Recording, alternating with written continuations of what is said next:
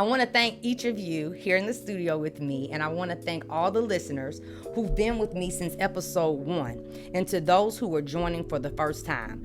The Kat Myers Show podcast is released every Wednesday morning at 7 a.m. on the Kat Myers Show YouTube channel. I'd love for you to consider subscribing and sharing. You can get announcements of all new episodes on my Instagram page at KR_Myers, my TikTok page at KR_Myers, and my Facebook page at Catherine Myers. I am a lawyer, an adjunct professor, a soon-to-be certified health and life coach. I don't know if everybody knew that. I will be sending you links if you want to sign up to be a client of mine. I've coached in health, love. I can coach in career, money, that which is greater, which is spirituality. Okay? So who says you can't do it all? Okay, my podcast is a legacy of my late father's radio show called The Voice of the People. It aired on WAW Shout 94.7 FM down in Aiken, South Carolina. It also aired in Spartanburg, South Carolina. But when he passed, I hosted the show until the radio station got bought out. And then I started doing just loose video interviews. And one of my guests challenged me. He said, if you want me to be a guest on your podcast, you need to have a name and a logo. And so I created both within a week, and it became official. I started recruiting guests. I curated my own questions. I edit and promote the episodes. Today, I'm really excited to be here, just talking. You know, this never happens. Thanks to this amazing production team in Righteous Company, I'm in a studio. I'm not recording with any of my devices. I'm not editing with any of my devices. I'm just talking. So I have to get used to this. It's truly a labor of love doing all that. I think I may have told you guys earlier, I record at 8 p.m. on Monday nights. So that's something I look forward to every week. And today's a little different in that way as well, because we're recording in the daytime and it's a Saturday. But I always look forward to it. So the format is typically me interviewing one guest. But today, as I've told you guys, so now you're not surprised, I want to incorporate each of you to some extent for a larger conversation. I've been on a mission to hear from people who are living their very best lives and asking questions to get a sneak peek into their world. So you being here today is not by accident. My book, You Were Supposed to Love Me, is the name of it. The full title, You Were Supposed to Love Me, Reflections of a Recovering Overlover. It expresses how I really thought I was living my very best life, but I kept coming to the conclusion that my life was not complete or not good enough without a romantic love. And every time romance let me down, I would go after it again, and it would let me down again. And I would dust myself out and go after it again and let me down again. And I had begun to center my life around romantic relationships, the love validations of others. And this approach finally led me to hit my rock bottom. I was empty. I was tired. I was caught off guard. That was the first time in my life that my pep talk didn't work. I kind of tell myself the same pep talk all the time about everything. But this time it just didn't work. I usually give the pep talk, I wash my face, and I just keep it pushing with my head held high. And no one would know how embarrassed I am or whatever. But it just didn't work this time. So this time I had to sit in it, as they say. I sat in the dark. I sat in the loneliness. I sat in the disappointment. And this book will explain more. But at the end of the day, I had to accept that my love for myself is not replaceable by anybody else. I learned that my value does not come from a romantic relationship. I learned that if I don't give the world babies, I still have very valuable things to give the world. And I built a new sense of self, a new routine. I was intentional about getting a new job, and I found peace. Not perfection, but peace. So the theme today is self-love, healing, creating boundaries, setting and achieving goals, recognizing challenges and obstacles, but ultimately how we have been empowered. As my dad, Dr. Kenneth Myers Sr. would say, I love you enough to tell you the truth, and I respect you enough to give you the facts. With that being said, can barely read because my eyes are watering. Let's get episode 8 of the Kat Meyer Show started. I do want to say that the purpose of my show is to entertain you, to educate you, and ultimately to empower you. So I've had, like I said, 8 episodes, not necessarily 8 guests, but each episode, that's the purpose. So I said I wanted to create a different kind of space. And so that's what we have here today, the theme self-love. But this is my first question and my favorite question that I ask all my guests. So I would love to ask you guys. So Sydney's character in one of my favorite movies, Brown Sugar, was like the editor of that hip hop magazine. And every time she interviewed an artist, her question was, when did you first fall in love with hip hop?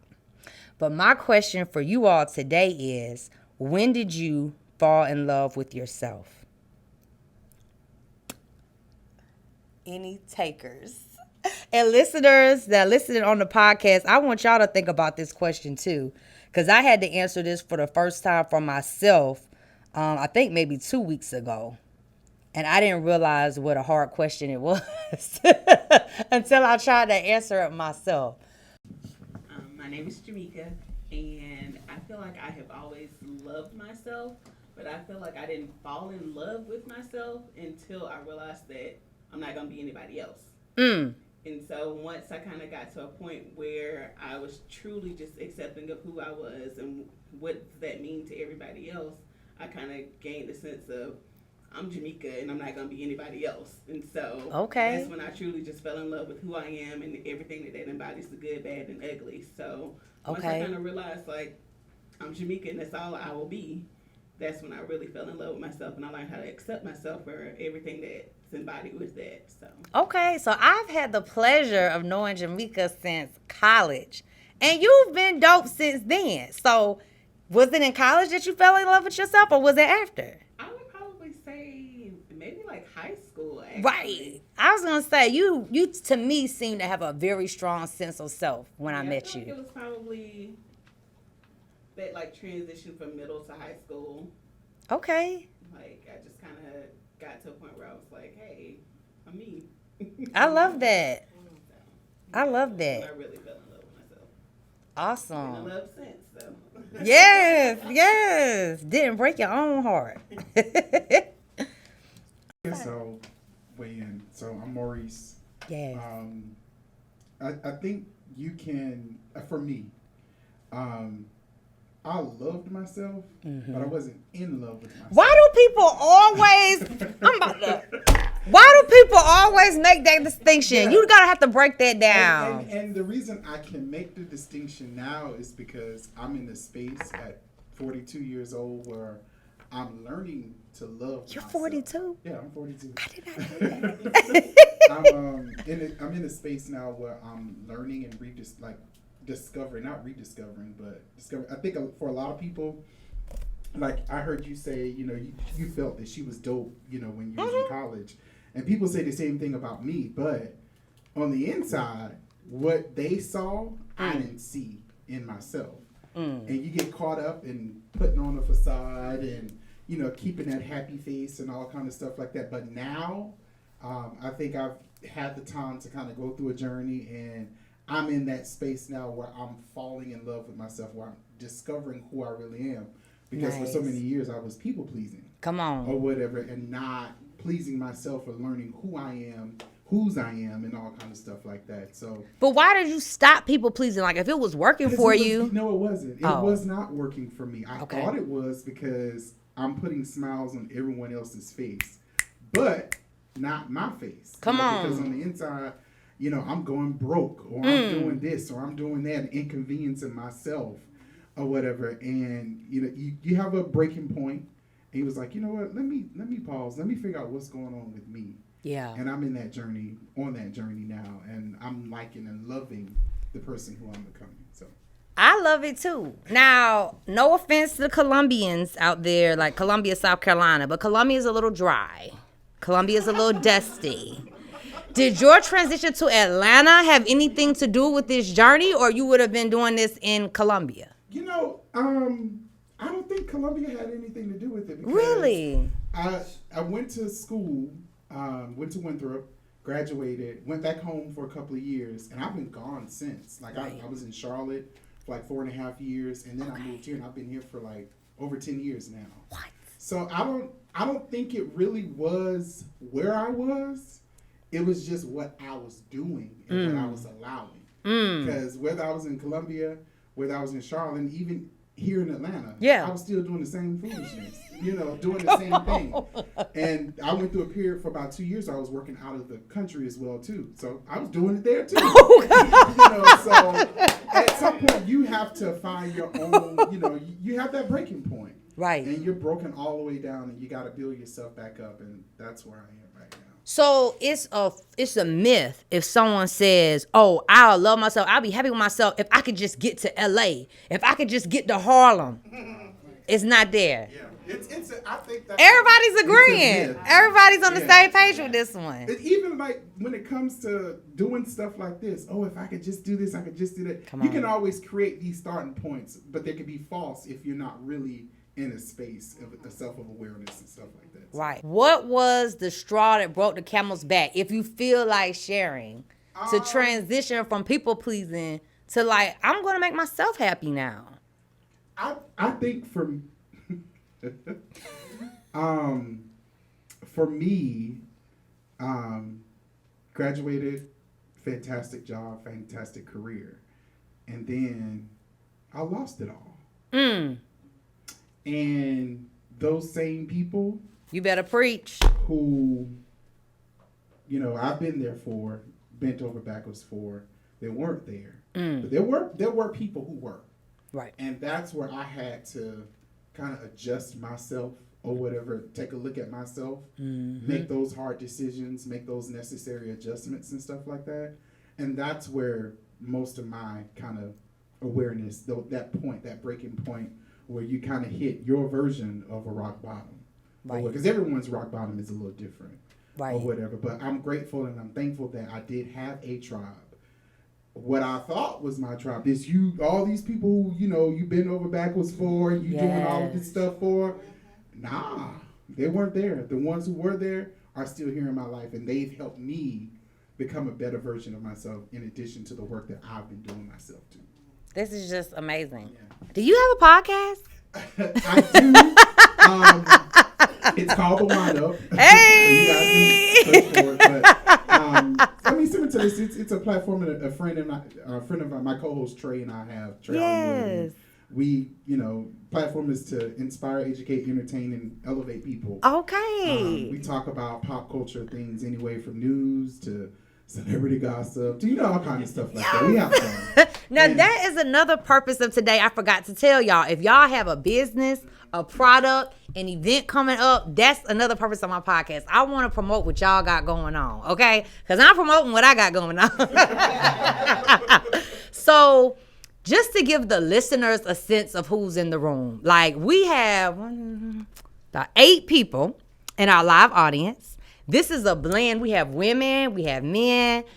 Is anybody retired in the audience? Is everybody working? Okay. All right. So no retired people. Okay. So everybody's working. All right. I want to say we have maybe 2 generations in here. Would y'all say that's right? Who's the youngest? I always see you as a baby. How old are you? I'm 34. What? That always, I was thinking you was 20-something. Anybody younger than 34? Okay, so we got 34 as the youngest, and the oldest, what we in? What decade is? 65. 60s. Okay. So just in, for y'all listening, just to kind of give you a feel, how many of y'all are in private sector in terms of employment? Okay, 1, 2. All right, about half. How many are public, like government sector? State, city, county, federal. Okay, so about half. And then any entrepreneurs?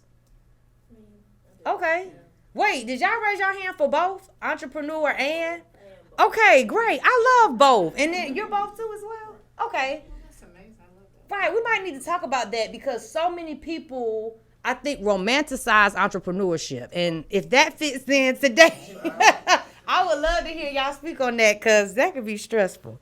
All right, let's go to our next question. I love asking my guests, what are one or two parts of your self-care routine that are non-negotiable for you to be like happy, for you to feel balanced, grounded, and living your best life? I'm Lisa. I'm related to Catherine by my husband. Yay, cousin. But we're related. Yes. For me, what is non-negotiable, I don't go anywhere. I don't start my day without the word. I mean, that's my source, my strength. Particularly in these days and times, it's very difficult. I'm in education. There's many challenges out there, but that's non-negotiable. Also, I think that part of my self-care is my family. I mean, they are my husband of 40 years. Woo! My children, grandchildren, just being with them, and my friends in my circle that I spend time with. It keeps me grounded. I meet people on a daily basis that are struggling, and it just makes me be grateful. Yeah. And to praise, and praise and be thankful for what we've gone through, what we've been through, that other people may not be where we are, but it's not saying that we've never had hard times too. That's right. So it makes me appreciate and be thankful, and it just grounds me. So. Well, Cousin Lisa, I feel like it's easy for a single woman to say, I get up and I read my word. It's non-negotiable. But you have a husband, you raise 2 children, you have, 2 grandchildren now, and you work full time. So how did you make that non-negotiable? When you've gone through anything in your life and you put God first, like when I learned in reading and studying that no matter what I'm going through, I got through it because He provided, He protected, He blessed me, He did this. And when you see it, and it's just little things, I mean, it could be the smallest little thing. Yeah. I'm not talking about wealth. We're not wealthy. I'm talking about, protection, a job. I mean, he had some downsizing, and then he had a job loss, and then he got a job, and it's those things, right. The small things, and it's because I do it every day. Okay. I travel with my word. I Yes. don't do anything without my word. Now, don't get me wrong. The world, I mean, we're on attack. Yes. Yes. So it's hard. It's not easy. It's not easy. But I do that so that I can start strong. Yeah. I love that. I love that. And I'll just say, so my name is Ivy. We live in Beaufort, Georgia. And so we've been there for 24 years or so. So when we moved here, the girls were little. Actually, Erin was in 4th grade. Caitlin was 2 years old, I think. Yeah, too. My joke was, my family lives in Beaufort. I live at Hartsville, Jackson, because I was flying every Monday. Wow. Coming back home on Thursday night. What? Or Friday night. Did that for 18 years. What? Until the downsizing. And so, to say that she did it alone, she wasn't alone, but for a good part of every week, it was her and the kids. Right. And so, that gratefulness of having a partner and knowing everything was good. I mean, I get phone calls, oh, Caitlin fell, she got tackled, she broke her arm.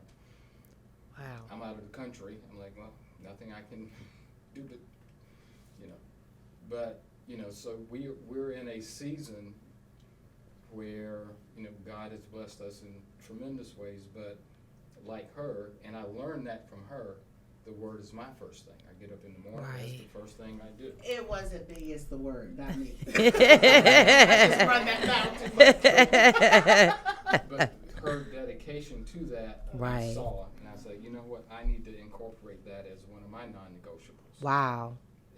And so that's traveling, even now, whatever, that's my first thing every day. So could you tell the listeners and the people in the room what town you were from and how did you get out? So, my hometown, and I proudly tell people I am from Hartsville, South Carolina. Woo woo.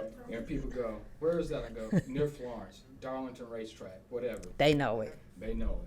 I'm a proud graduate of Butler High School Yes. in Hartsville, South Carolina, which is now a historical marker. The school closed in 1982, I think it was.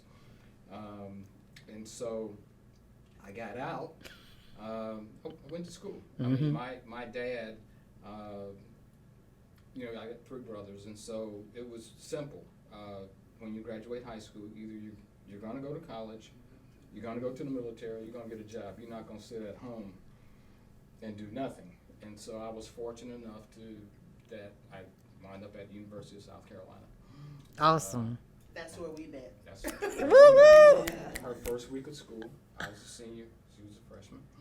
Wow. How I got, you know, out and still love my hometown, but there was nothing. There was a paper plant there. They were generous actually to offer me a scholarship in paper engineering. I turned it down after working in the paper plant for a summer. I said, "There's no way I can do this." Right. Did Right. not make my dad very happy that I turned down a scholarship, but everything worked out in a good way. Awesome. Well, thank you so much for sharing. I mean, I love hearing different perspectives. We had a hand on the left, though, I want to get to on the self-care. What self-care is non-negotiable? I feel like I have a hard lead to follow. Everyone's so well spoken. Yeah. So I say I actually have a few things. Okay. 3, I'd say. First thing is working out. So anytime I feel like I'm getting out of shape or anything like that, working out is always something that kind of brings me back. Anytime I'm stressed out, sometimes I leave there a little bit more energized than what I should be. Okay. Taking supplements and all that other stuff, but I feel good. My confidence level is up there. I feel really good, at least about myself. Okay. Another thing, and this kind of goes, like when you mentioned this, kind of ties into the first question. I kind of wanted to mention it, but it's kind of a long story, so I didn't want to go too deep into it. Okay. But I learned a lot, like after finding myself, what my non-negotiables are, and being comfortable with myself. Okay. And so that's how I kind of got to this. But the other major thing that I love is smoking meat. So Okay. I say meat instead. Okay. But I love smoking meat. I like grilling. Right. We could just say grilling. We could just say grilling. It's a difference. You're right. Grilling is different than smoking. No, there is a difference. Okay. What about cooking? Does cooking? I love cooking too. But that's different. Yes. Oh, okay. Yeah. All right. Smoking. We'll go with that. Smoking meat. Smoking. I mean, you're out there sometimes 12 to 16 hours. Oh, no. no. Yeah, I mean, you're losing sleep and everything. No. So it's a marathon. But I love smoking meat. I just love the taste, and I love seeing the smiles on people's face as well too. When I'm done, although I'm super tired and all that. Yeah. And then the last thing that I love, and I kind of got this through breathing in a way, is fishing. And so a lot of people see a lot of my posts and everything. So my grandfather, I want to say since 4th grade, took me fishing, saltwater fishing. I grew up in Charleston. My name's Deshaun, by the way. I don't think I even said that at the beginning. Yeah. But so we fished on the bank at first, and then he bought a boat, and then he's like, do this, do that. He's like yelling at me like every time, pull up the anchor. We're going here. I'm like, I want to go there, but it's all this stuff. He's teaching me all aspects of operating a boat, putting the boat in the water, taking it out, all that sort of thing. And then in 2020, he left us. He died of COVID. Sorry to hear that. And so immediately, like it was crazy that it was like that previous weekend he was at my house for Thanksgiving. It was the first house I owned. He wouldn't even sit at the head of the table. He was like, "This is your house. You're gonna sit here." Wow. And about 7 days later, we lost him. And so after, like the minute I got home, all I wanted to do was just go to the water. And I'll say I cried at the water, but definitely, I definitely felt really down. And then from there, I realized, okay, well, he always said the boat's mine. So, I had to do everything legally to get it in my name. Then I dumped God knows how much money in it to modernize it. But and then I started to perfect my trade. Like, we used to use monofilament line growing up. Well, I'm going to learn about braid. I'm going to learn about all these knots. I'm going to learn about all these lures. Why do we always have to catch these species of fish during the season when if I change my technique, I could, target them, whenever I want. And so since then, I've advanced, my skills, and it's turned into like really something that's a true non-negotiable, especially if I'm dating or anything like that. Okay. So the minute that someone peeds on me fishing, it sounds really Cut. Yeah, that's it. That's it. And I explained it to people at the very beginning, so you don't respect that, then you can come with me if you want. Right. So, I love that. Sometimes when it comes to dating, I know I've been in situations, everything is negotiable. Oh, you don't like dogs? I can get rid of the dog. Oh, you don't like this? I can get rid of this. And then at the end of the day, it's like, wait, who am I? It's just like you're morphing to whoever. Exactly. And it ties into like that self-identity, reaching that point of self-actualization. And kind of tying back to your first question, I felt like I reached that before my grandfather passed. Ironically, it was, I'd say, probably 2020. Right, like right when COVID began, I just finished my graduate program at Penn State, Master's in Cybersecurity and all that, and the world was pretty much at a standstill. Right. And all I had, I'm just sitting there. I'm like, all right, I got to figure out what I want to do in life, although I already accomplished all of that. And so I was a little disenchanted for a while, and I just had to find out, what makes me happy. And realize, kind of to your point that you made earlier, sir, is it's not about people pleasing and making others happy, because in my line of work, selfless service is a value, and that's something that it can easily get misconstrued, and you put others before you way too much, and next thing you know, you're getting shorted in the stick, and you're wondering why you're depressed, why you're drinking, why you can't sleep, all that stuff. That's right. And it's something I still struggle with, but I'm in a better position than I was, I'd say, like 10 years ago. So. Right. No, that's awesome and beautiful. Thank you so much for that. And, to the listeners hearing this, I hope it's helping to bless you, because it's definitely blessing me. I'm going to pick a couple more questions. I just don't know what to do with 8 guests at the same time. Ooh, I got to pick something good. I know y'all listening probably want to hear this one, so I'll ask. What relationship advice would you give your younger self? Simply, I'll say you don't have to have a good reason to leave someone. A lot of us, we find ourselves like trying to justify why we should leave someone. Oh, her voice, like, and I'm saying this. I'm saying this her because I voice experienced what? it. Her voice is so high pitched. I don't think you can take it. Oh my God! hey, that's okay. Or she has so many guy friends and all that. It's like, and these are These bad fake slippery reasons, slopes, right? Yeah. fake reasons. Yeah.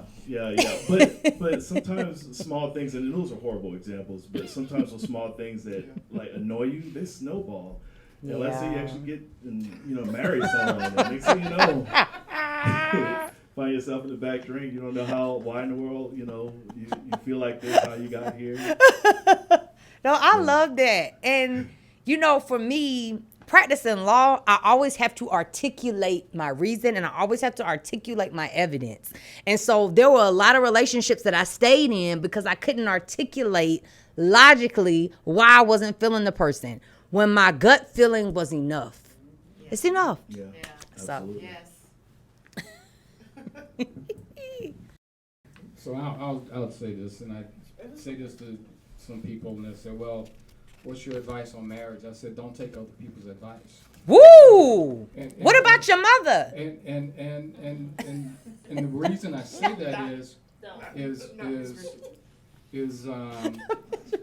many people want you to be, misery loves company. And so if they're bad and, if they do this, so you have to figure out what works for you. Okay. And I told my daughters that. I was like, you guys got to figure out what works for you. What works for me and mom may not work for you and yours. Yeah. And, figure that out. And, I love to cook. I cook more than she does because I love to do it. I don't like it. It's hot. And it's all good because I run into people go, oh, I would never. Why doesn't your woman cook? Well, I like to cook. Right. So don't worry about it. Right. So that's what I say to people. I say, hey, do what works for you and your relationship, and not worry about how somebody else got to their piece. Right. Because it's a different journey. Mm-hmm. As long as you're happy. Yes. Thank you. I love that. It is not my responsibility to fix you. Ooh. So many years, dating and whatever, I felt like Captain Saver. You know, Come on. You know, Right. it was my job to, okay, well, you can't do this, or let me help you get to this place, and not realizing you're draining yourself or whatever. Right. Because in some instances, in some spaces, you've already done that work or Right. whatever. Or and when you're dealing with someone who's broken and you're trying to be what they need you to be every time they have this, no, that's not your responsibility. It's their responsibility to do the work. Right. Or whatever, not you do the work for them. Right. Because I found myself caring more than what they cared Right. about themselves or whatever they had going on. So Right. it is not your responsibility to fix people or fix everything. Yes. Let people do their own work. I hope y'all heard that, listeners. That one really hit home for me. Yes, we got some applause on that. Because we've been there. We've done that. I'm looking like I have glasses on, and I don't. But the problem is I hand wrote my notes because I'm old school. So I'm going to close us out with this question. This is a true podcast, so y'all know that you can't see anything. This is just an audio podcast. And that's a non-negotiable for me. But every time I tell my listeners, I wish y'all could see my guests. So I'm sorry I do this to y'all, but look, I wish y'all could see my guests. They looking good, smiles on their faces, dope outfits, gold chains, hoop earrings, natural hair. Like, they looking like life is treating them well, okay?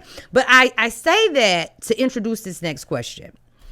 I want to know, because I think my listeners may want to know from you guys, like, how do you get to being successful, or how do you get to living your best life? Like, I want you to give us a little sneak peek.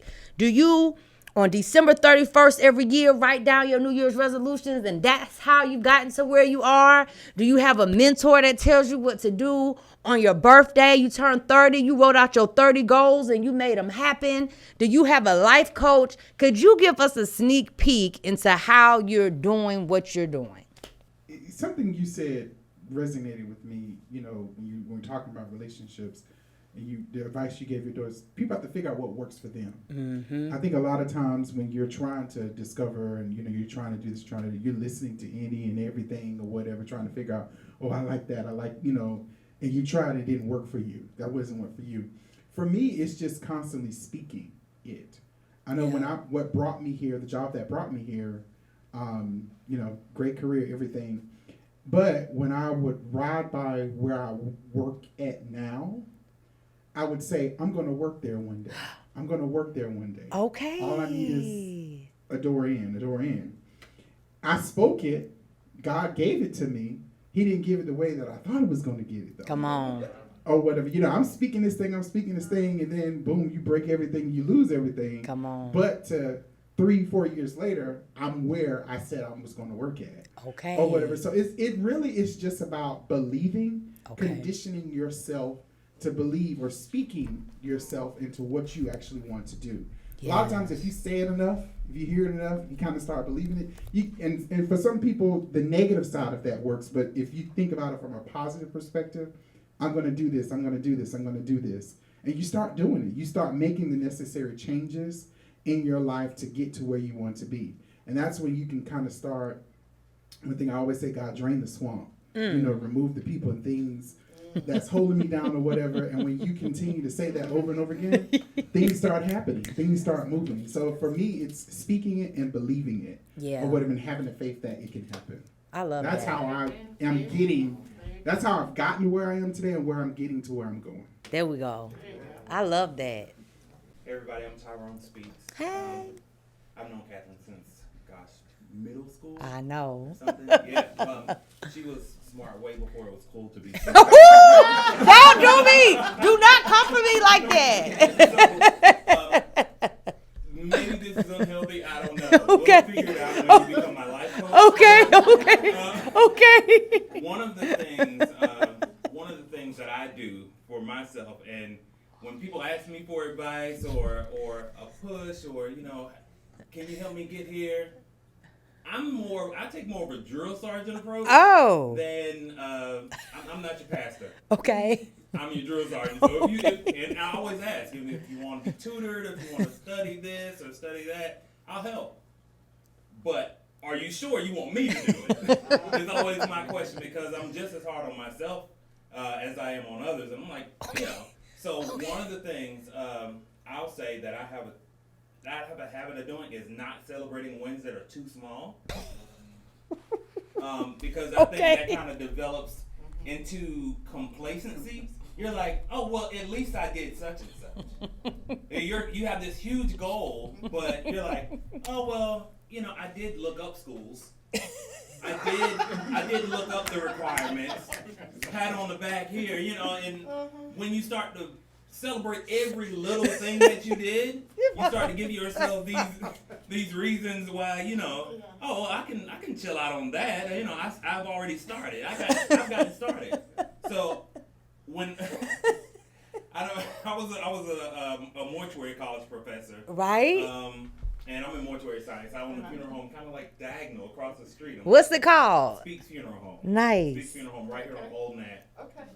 So I always tell people, listen, this is the requirement. Okay, you have to be state certified. You have to be national board certified to be a funeral director and embalmer.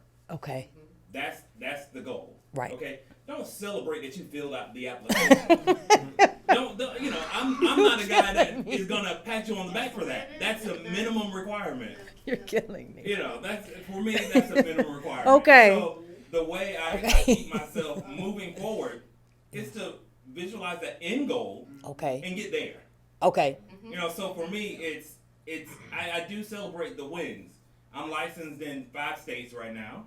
Okay. I write the exam that I was actually terrified of, the national exam. What? I write that now. What? So, I know, right? Oh my gosh. So these things keep me moving forward. If I'm like, oh, I got a license in South Carolina, pat on the back, I would have never been licensed in Georgia. Right. I couldn't have opened this funeral home in Columbia. Right. It's already a saturated market, oversaturated market. Right. So, in fact, I actually used some trade embalming in Hartsville at Young and Young. Young and Young. It's literally my house here, the Marlboro Avenue's right there, Young and Young is right there. I mean, Right there, right on 6. The Youngs lived right across the street Wow. from me, and their next door neighbors were the Hines.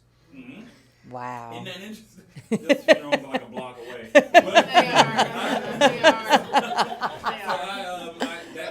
That's my spiel. Yes. No, and I don't celebrate every little tiny win. Some things aren't just a win. They're just a box to check. Right. And that's not a win. You didn't win anything. You just did a part of what was required to get where you're trying to go. Right. And this, So, that's me. what's so beautiful, y'all, about this for me is, we grew up together. Since we've been adults, I see you every now and then. I think I saw you at Pink Ice Gala, Right. maybe most recently. We'll say hey, we'll hug, keep it moving. I'll see you on social media. And a lot of us, we just kind of know each other, what we show on social media. But to hear that perspective that you have about how you approach your goals, I never knew that, unless that's what you had in middle school when we talked about it. So that's what I really love about conversations. And sometimes we don't always have spaces where we can talk and share that don't involve smoked meat and gaining 30 pounds. No offense. But one thing I've been trying to do in my life not only is decenter romantic relationships, but I've tried to decenter eating. Because I found like I was eating like all the time, especially when I'm fellowshipping and around people I love, and then I'm overeating. And then I'm also working on decentering my identity around my profession. So those are some things I've been intentional about, and it's just been awesome today to hear from you guys. I know the listeners are super excited. They're like, next week we want to hear from 8 people again. So I'm going to see what I can do. But before we close it out, I did want to have the opportunity to pass the mic for anyone who has a business that you may have said, but you didn't say the contact information. If you have an Instagram, TikTok page, you're trying to get to 10,000 followers, you can drop that name. An event coming up that maybe you're sponsoring, anything that you want to promote, this is the time for shameless plugs. If you have a podcast, you mentioned it, but you didn't tell us how to get to your podcast or the date and time. Let's hear from you guys on that. I'm Lakeisha. I'm a legal assistant during the day for attorneys. Nice. In personal injury litigation. And I do have like a document preparation company that I've always had on the side, even in Michigan and now here in Atlanta. I'm originally from Michigan, but mainly right now I do uncontested divorces. And I also do like wills and trust. I also do like power of attorneys. Real estate was my heavy background that I did in Michigan. So I can like facilitate a whole, I guess, cash transaction if I needed to do that. As well. And how do people reach you? Oh, I do have a website. It's legallyintrusted.com. So Awesome. and I'm not on social media because I don't really do social media. So, but that's it. Perfect. Thank you for sharing, Maurice. Oh, okay. I guess I'll go. Maurice. People call me Alexis Maurice, but it's Maurice. That's right. And podcast The Wine Up, Instagram _Wine Up is where you can find me. _Alexis Maurice on Instagram, and enjoy. I cuss. That's why we talk about everything. I cuss. So that's all right. If it is a little sensitive, then I want to listen to it. It's not PG-13. No, it's not. That's okay. And that's okay. Sometimes it is, but most times it's not. Tyrone Speaks. I too am a fluent cusser. Not at the funerals usually. I actually, like I said, I own a funeral home here in Atlanta, Georgia. On the south side of Atlanta, Old National, Speaks Funeral Home. I can be found on Facebook at Speaks Funerals, and on Instagram at Speaks Funerals as well. I'm appropriately last to give my business as I am last to give your family business as well. Right? Wasn't that so good and smooth? Tyrone, I can't. Columbia, South Carolina. That is Columbia. Well, I appreciate you guys so much. Well, thank you for blessing the microphone. Thank you for blessing the show. This has been another episode of the Kat Meyer Show. Whether it's morning, I don't know what it is for you, morning, good night. Thank you for tuning in. I really appreciate you. You can subscribe, you can share, and we'll see you next week, same time, same place, the Kat Meyer Show. And in honor of my dad, I love you enough to tell you the truth and respect you enough to give you the facts.